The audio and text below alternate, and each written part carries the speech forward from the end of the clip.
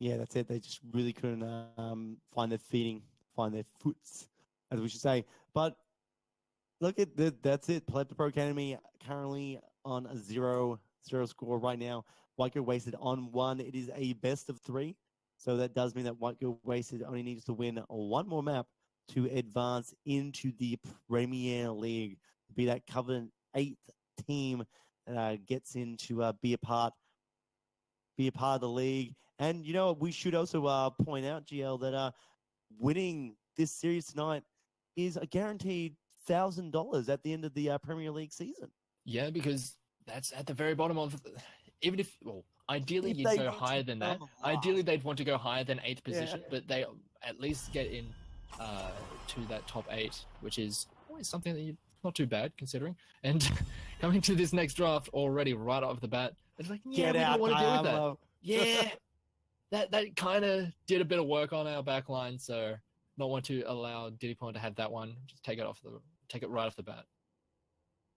The moment of B is for ban, C is for can't be bothered, and D is for with Diablo. Get him out of there. For the Pro Academy, not wanting to deal with the apocalypse or even just the deep diving overpower shadow charge out, which could maybe signal that they are going to look at picking up KT again.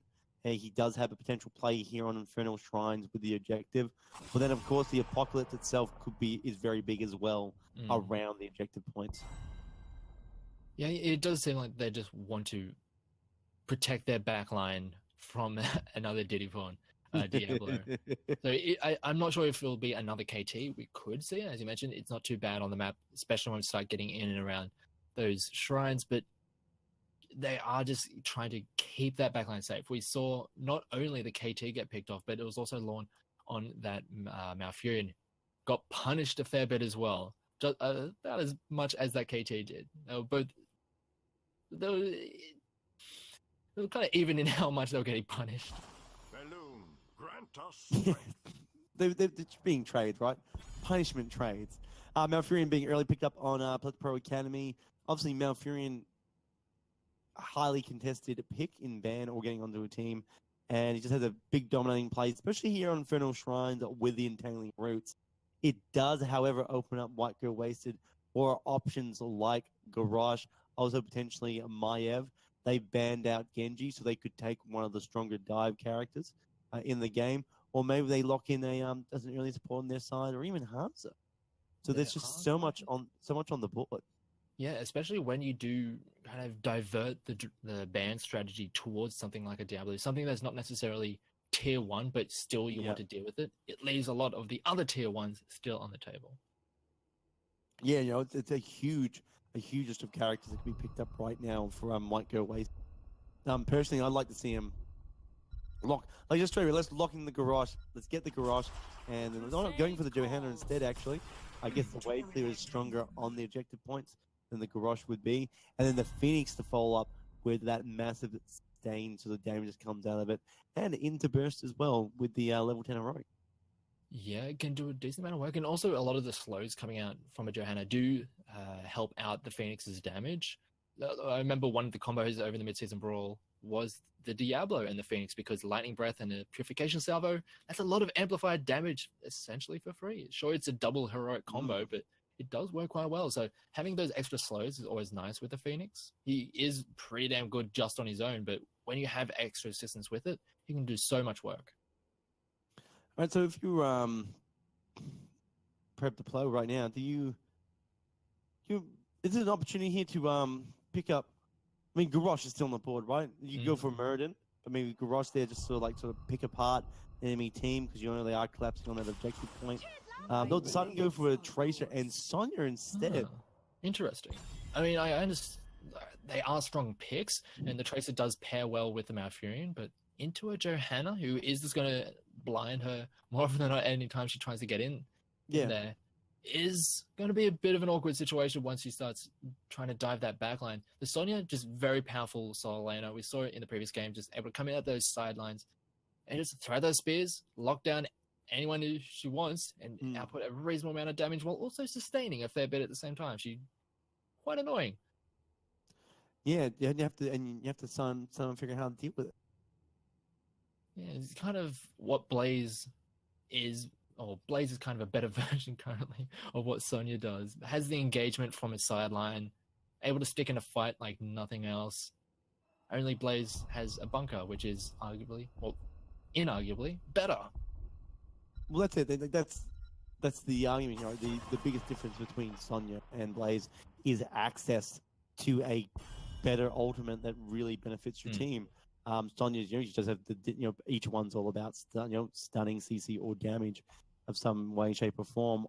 But really, you're kind of not relying on, like, Sonya's not your big damage ticket card. So if that's what you're expecting, you're probably not drafting in the right light. Another thing with the Sonya is that she does dominate a lot of the solo lane matchups. So whoever you're going to put up there, you need to have either a reasonable amount of sustain, a reasonable amount of wave clear, or just something to neutralize the lane. Very rarely you're going to be able to be in a situation where you can just win it. It's things like, I don't know, Rexar, who can theoretically beat her in the 1v1, but at that point, why are you going to Rexar when you do nothing else outside of that solo lane? You need... Something has gone tragically wrong. Exactly. When your call is, I'm going to play Rexar. Yeah, it's like, oh, you're right. I mean, there's certain maps where theoretically it can work, but not this one. Yeah, actually interesting that they do ban away the Alex Strazo. And we were talking about it in the previous draft. It was interesting that they picked it up for Towers of Doom when we more often see her on maps like Infernal Shrines, like this one, where she'd get much more value in and around those shrines. Yeah, this is the sort of like the niche situation, the niche pick for someone like her. But I mean, it still opens up the board. They can still get the Rhaegar to help with that.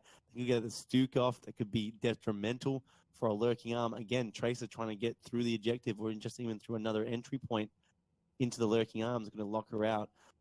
Again, Rhaegar on the point, just with the astral, the ancestral heal. Just a ton. Like, there is a lot of other healers that, while they don't offer the objective capturing potential, are still a viable option. Yeah, there's also things like Stukov. Stukov is still very good in and around a lot of the shrines, just the zone control. And the only problem there is that once he starts putting down that lurking arm, can get preyed upon by the Tracer, who just walks up behind him and just pops him in the back of the head. Yeah. Which is a bit of a risk when you do take a Stukov, but they are going to go with that alongside the Jaina. So they have an incredible amount of damage coming out of this lineup for White Girl Wasted. But yeah, I'm really liking how this is finishing up this draft for them. Have to see how Play2 Pro finish off theirs, because they still need their front line and an extra damage to really go with it. I'm not sure if they want to go for a Tracer for pairing, not the Tracer, the Tassar to pair with the Tracer. But beyond that, I'm just trying to think of what would be the best option going up against such a high damage lineup that White Girl Wasted have. Yeah, I really like the Tassar. Just take a stand front liner like say Muradin. You don't want to take the ETC, obviously the challenge into a Johann. Take the Muradin and the Tassadar and really support that Tracer.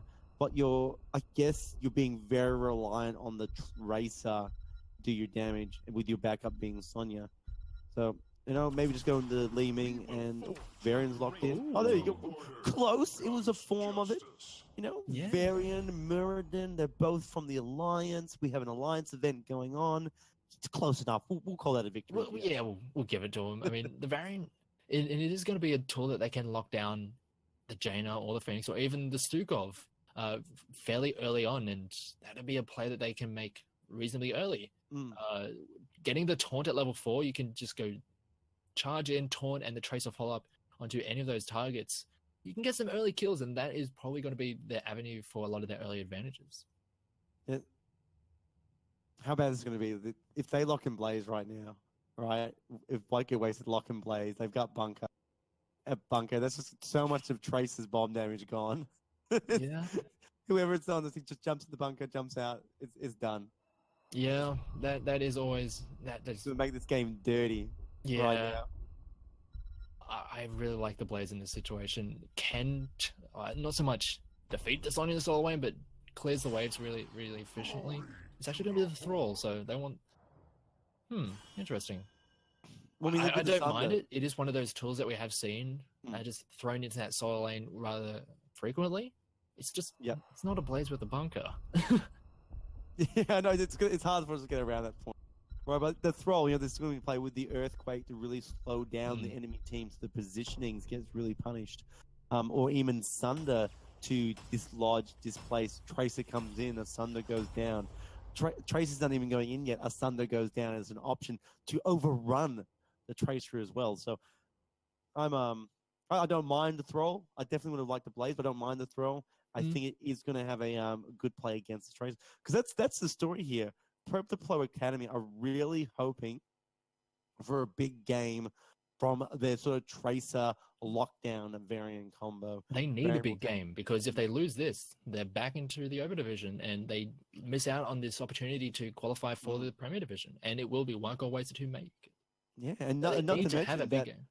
and not to mention that there is such a long, once the season is done, when the next competition is potentially far off, right? Once Yeah, Open Div's done, and the once next opportunity the is a Premier while League away done. and a lot of games away, to be honest, because there's a full season of Open Division for them to get to the point where they're at right now, essentially. Right. We'll just wait now for the issue to get rectified as we start.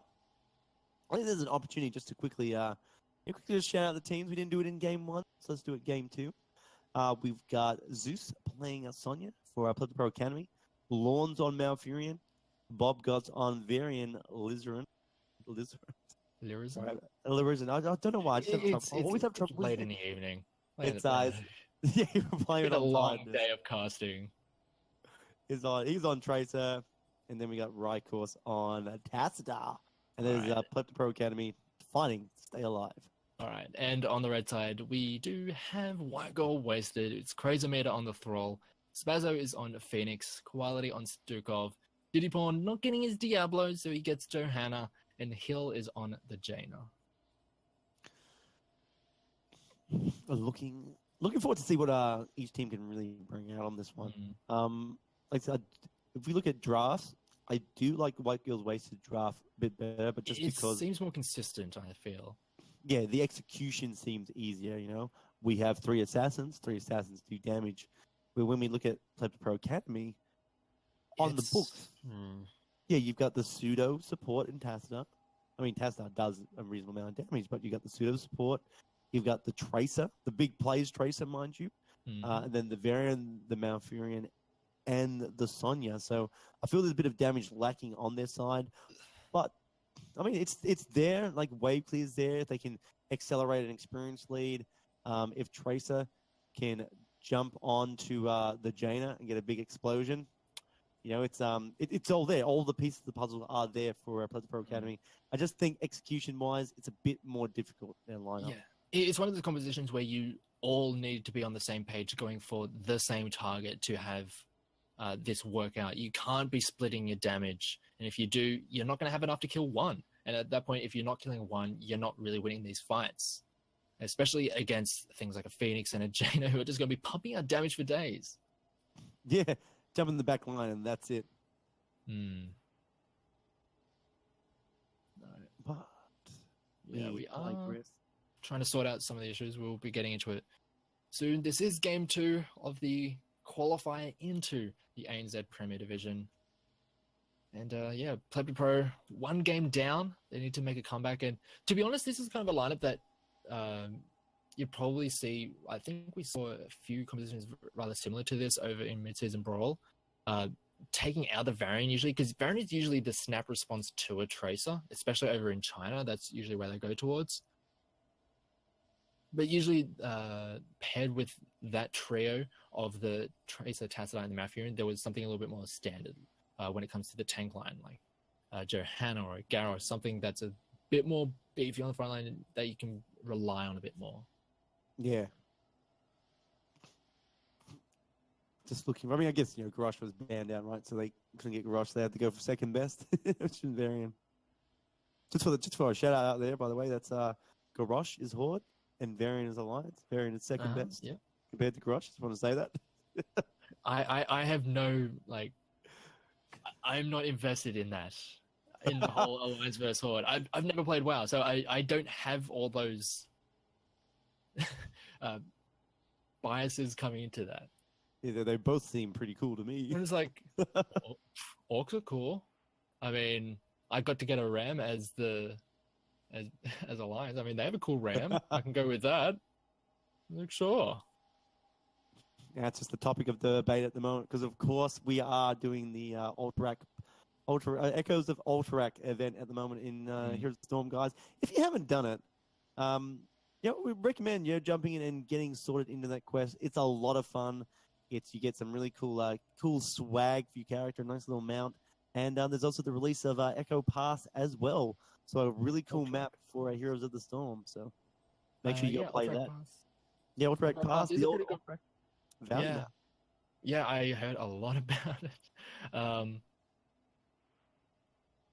When over at the Midseason Brawl, when they were doing their fun All Stars on that, the amount of lore that KLRs went into for that whole segment, that was interesting and went completely over my head. He's a he knows his stuff. He does know his stuff. He has an extensive history in WoW. He's even doing the Mythic Dungeon Invitational, which is actually a really interesting event. Even though I've never played WoW, watching that event is actually pretty interesting. It's just like doing Mythic Dungeons side by side. So the PvP/PvE at the same time. So, yeah. So what are your thoughts on the Alterac Pass or Alterac Valley map? I like it, but I've only ever seen it. I have yet to play it. I've played a ton of games, and I'm unfortunately that guy that's like has not had a game on the map yet. I'm going to be hopefully making a custom game a little bit earlier. Yeah, I've had like one game on it. It was not great for us because, quick match and all of a sudden having a Nova. Just didn't really work out. Nova is a great hero, GL. You have to just learn to diversify your collection. You can't always be meta. When it's that's what the Cho'Gall picked tonight. When the Nova is your one DPS, that's just not... It was just not a great game, but I'm not sure what the problem is that is going on here.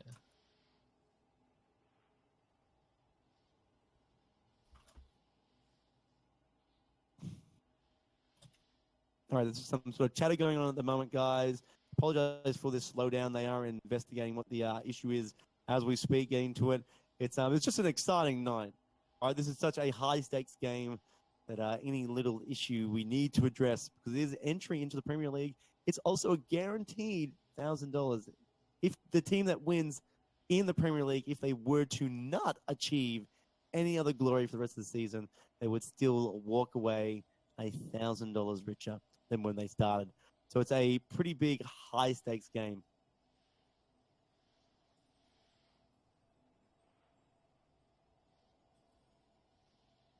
I'm not sure. I can't remember who was referee. I'm Rev. Can I unpause? But are we fine? We're just gonna let them keep going.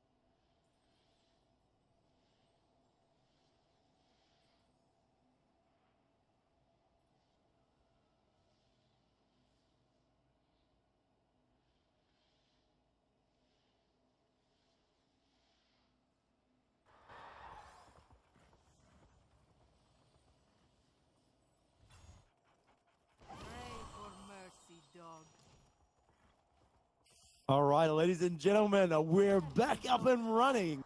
We're getting underway into this match. It is, of course, Pleb to Pro Academy up against the White Gear Wasted, fighting to get into the Premier League, the Covenant 8 spot, and a guaranteed payday at the end of the Phase 2 progressions. And we're off. So we are on Infernal Shrines. If you can't remember what map we're on. We did have a bit of an extended break, just sorting out some of the potential issues with some of the talent interactions. I have to make sure that things are okay once we get later into the game, where they start to become a potential. But hopefully things will all just play out nice and safe as we do get a good engagement early on. Yeah, that's it. A lot of damage going out onto it, but Johanna is a beast when it comes to not suffering that insatiable thing known as death, just absorbing the damage and walking away. Does give him a nice little lead there. They rotate into the bottom lane. Johanna's actually staying in the mid lane. He gets to act as a taking point or like a damage point. No, just slow rotation, and off we go. Ooh, lockdown onto Bobgoat on the Varian, trying to get out of there. Doesn't end up getting out of there. That last Blizzard did finish her off. Finish him off. Nice clean kill. Varian's been removed from that lane, so it's a bit harder for the rotation, but they can still keep up, you know. It's not a slowdown as such, but it's a fear factor because they're missing their main tank. Yeah, and already just similar to what we saw in the previous game, it's just a rather back and forward. Every team, or both teams, is pretty much playing side by side up until things start to really explode towards heroics. But things are going to be a little bit different in this map. We're not going to be able to just trade objectives. Someone's going to have to win it at some point, and that's when I think one of these teams will be able to eke out an advantage for themselves. Yeah, you know, when the objective does form, because that's really what we see in Infernal Shrine, is if you can't capture an opponent during a rotation, the game kind of just like inks out until an objective spawns, and then you see how both teams respond to it. Early on, we saw a great play by, I believe it was Aztec, who were putting a lot of pressure on via the mercenary camps. It really started to push the game out. If it wasn't this map, it was a similar play. That's what I want to see from either team, is as the objectives becomes available, have a mercenary pushing in a lane, really putting that pressure, the nerves on the other team. Yeah, and especially with the position of the first shrine going to be on the bottom side, it's usually a good time to take those shaman camps and push and allow those to continuously push on the top side. But a rotation down from Soze is going to be the play. Yeah, that's it. However, there's a nice big disengage. There's a lot of trouble there. Tracer does get taken out right at the start of the Shrine activation. Will be back into play, but we see now, Variant gets fallen down as well. A little bit of a slaughterfest as Zeus is not looking very good either. Sonya also falls to the White Gear Wasted onslaught in the mid lane. Yeah, a nice 3 kills after what looked like it was a play that Pleb to Pro, they wanted to make for themselves. The rotation from the Sonya coming down just didn't work out, so not only do they miss out on that fight, they're missing out a lot of the experience that Crazy Mater is going to be able to get for free on that top side. Yeah, you know, is it going to equalize it, or it's going to keep it, keep the pressure on? Sonya's rotating up and down to try and deal with that, but they're just going to weaken their wave clear potential at the objective. They were going to have to rely on Tassadar to do a lot of that for themselves. Yeah, and already we have White Gear Wasted on the shrine and getting some pretty quick clear onto these defenders, almost 3/4 of the way there. And we've got Pleb to Pro trying to get back into the game when it comes to experience, because level 7 will be coming online for White Gear Wasted, and that is going to be another point where they can try and leverage some of their advantages. The Punisher has been picked up, and we'll have to see how Pleb to Pro react to it. Yeah, you know, right now they're picking up a mercenary camp in the top lane. That's going to look to help push with Sonya. Do you think they're going to follow up there and have a massive push and just use Tassadar to solely defend against this Punisher? Well, they're trying to let the Tassadar take care of it himself, but it's just not really working out. That Lurking Arm kind of shut him out for a little bit, so he had to get forced all the way back. So after... Usually you'd expect the first Punisher to get not really a hell of a lot, but because of the advantages that White Gear Wasted were able to get for themselves, they were able to force it all the way through, take down that first fort, and were able to keep this push going. Still half health on this Punisher, able to jump over, get dragged over the wall though, so they're able to take care of it, but they are going to be losing some of these structures. You know, it's a real bad situation that they Pleb Pro Academy find themselves in. You know, any time that there's a little bit of pressure in the bottom lane, or any time there's a bit of a you know, like let's say a big wipe, it's an option for White Girl Wasted to go and pressure this keep. You know, get down the wall, remove the wall, help push some more minions into the keep, damage keep over time. It really sets them up for later in the game, especially when they're rapidly approaching level 10 as well. Quite a dramatic, you know, ahead, ahead compared to Pleb Pro.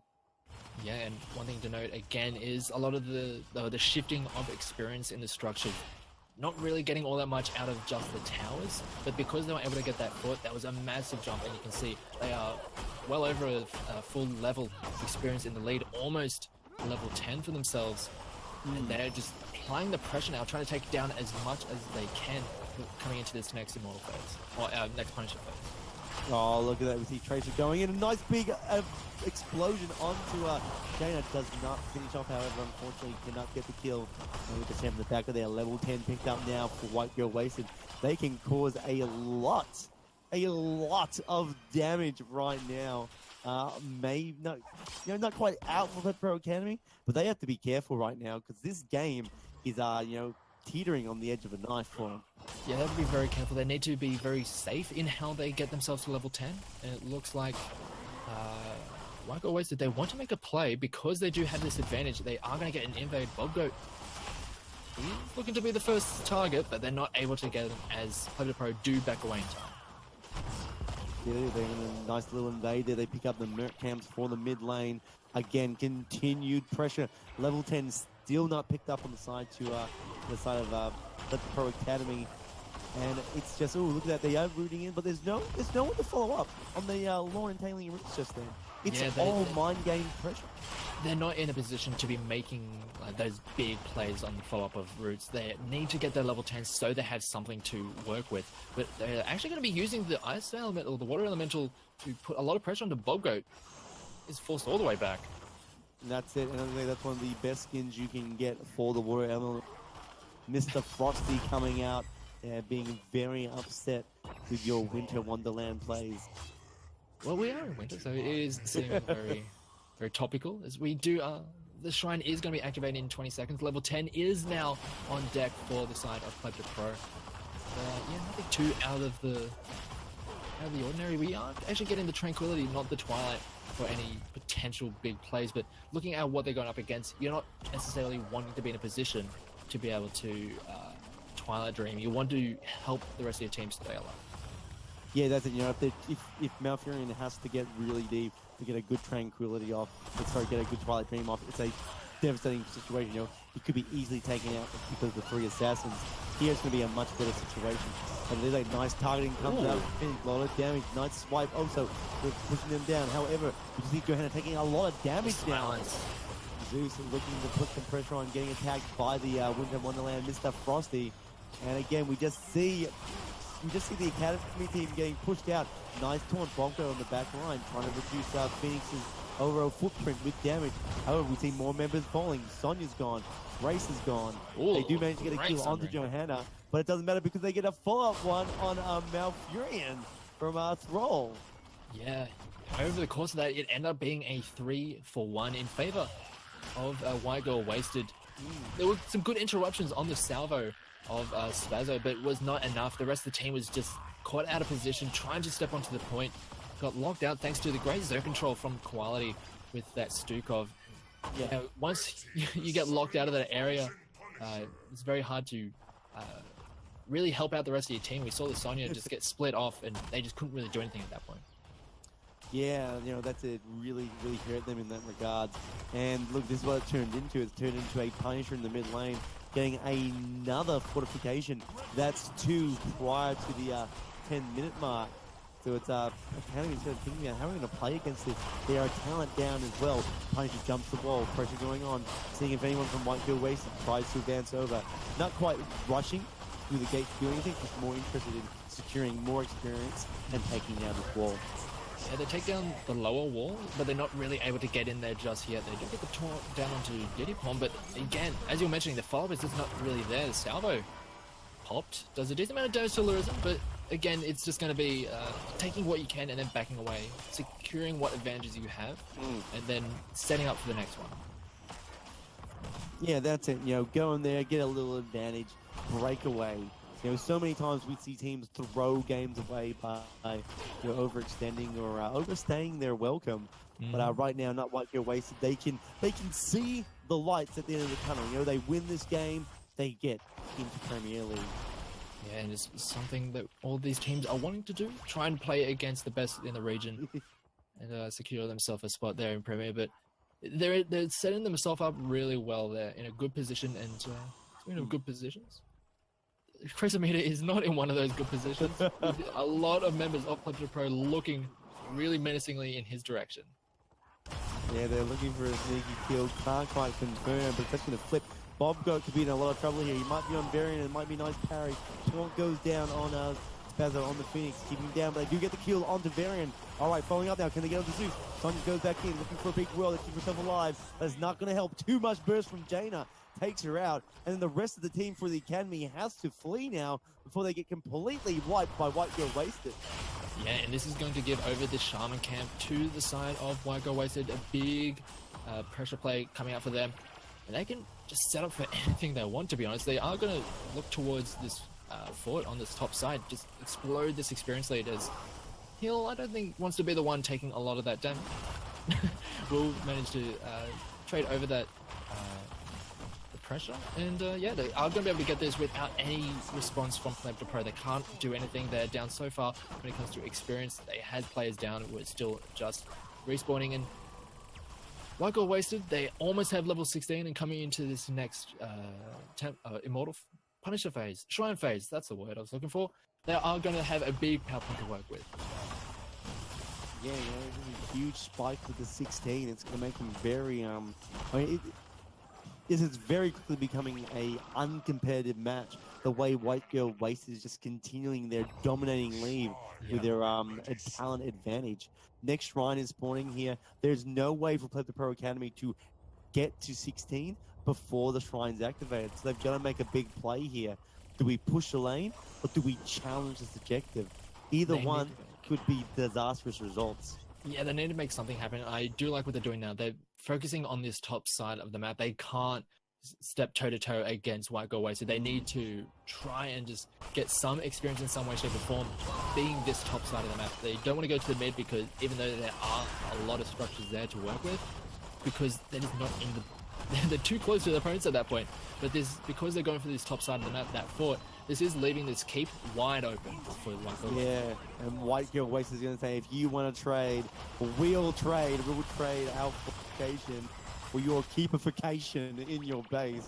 Not quite connecting it, but it will get taken out by the minions. Now that's so not only is that catapult now in that lane, it's about to be a Punisher as well. Yeah, this is the lane that Punisher is going to be coming through, and it is going to be an arcane Punisher, and those ones, as does what it says on the tin, it punishes, and it does that very well. The arcane more so than the rest. Yeah, it's for a long time, it's trying to think like which one's more powerful. They did weaken the arcane Punisher, but it still is the preferred one in the lane, especially when you're assaulting into buildings. And look at this, the poison right now. White Girl Wasted, they want to collect it. Academy's finally got to level 16 so they can be competitive here. Going in, nice taunt there, locking down for quality. But not enough, can't get the confirmed kill, have to back out, they're still on point. Collecting the objective. However, very nice now. White Girl Wasted, they're finally going in. Zeus is in the back line, but gets taken out. Phoenix is putting on too much pressure, and the final hit by Droll. They can choose any victim now they want. They're looking for a Bobgoat. They will spawn him down into the Jaina. That's not enough. Good ice block. Yeah. And that's it. That's probably the end right here. We see the Arcane Punisher do its victory march onto the enemy core of P2PA Academy. It's, unless a miracle can form right now, I'm not sure how the Academy team is going to defend against this. Yeah, it's looking very rough. They have just a few members, and they are the squishiest of members who get blasted by it. Oh, a great lockdown onto the Tracer, and there she goes. That is the power of that virulent reaction, just locking her down in that silence field, and that is just essentially that. And that should be the end of this game and potentially the end of this series. As the Punisher is going to work his way back to that core, and I really don't see what Play Pro is going to be able to do to try and hold on to this game. Yeah, no, look, it's rapidly ending from their dream of the Premier League has been thwarted by White Girl Wasted here on Infernal Shrines, a 2-0 in favor of the WGW team. Welcome to the Premier League. Yeah, very well done for them, and they are going to be joining the rest of the Premier League teams, Premier Division teams, as they fight for fight to make it any further, try and Fight for their the right. best shot in the season. All right, guys, that has been a massive HGC ANZ Premier League night. Just a very, very quick recap. We saw a 3-set game where it was XD versus the Pleb to Pro. Pro Premier Pleb team. Pro. Favorite for them. And then we went to a Crimson versus Aztec in a massive 3-set game as well. And then we see a White Girl Wasted taking out 2-0.